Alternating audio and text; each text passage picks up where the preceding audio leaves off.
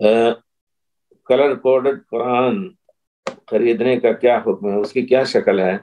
دیکھیے خود یہ جو کیا نام ہے مزمہ ملک فہد ہے، اس میں کچھ اس طرح کے اشارے ہیں جہاں غنہ کرنا نہیں کرنا ہے، اس طرح کا یعنی اس پر جزم نہیں رکھا ہے، اور جہاں مد ہے تو اس طرح ہمیشہ علماء نے اس کو لکھا ہے۔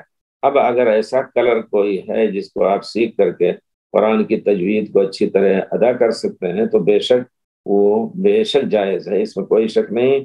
اور یہ نئے آلات ان کو دین کی خاطر استعمال کریں انشاءاللہ۔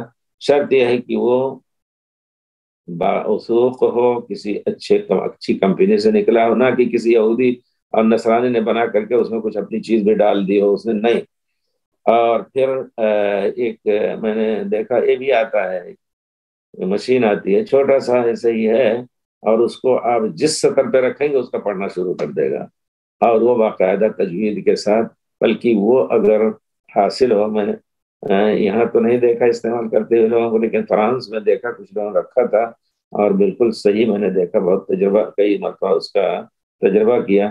تو وہ جیسے رکھیں گے آپ الف لام میم اس پر رکھیں گے، آگے چل کے ومن الناس سے پڑھنا شروع کر دے گا۔ تو یہ چیز جو ہے بہرحال اس کا استعمال عام لوگوں کے لیے، بچوں کے لیے، اور نہیں تو جیسے کیسٹ پہلے ہم الحمدللہ آج سے 30-35 سال پہلے کئی جگہوں پر ہم نے کیسٹ گھر پہ اور اسکولوں میں بھیجا، کیسٹ کے ساتھ وہ جو آتا تھا ٹیپ ریکارڈر، اور اس کیسٹ کے ذریعے سے سیکھ سیکھ کر کے لوگ الحمدللہ تجوید ٹھیک کر رہے تھے۔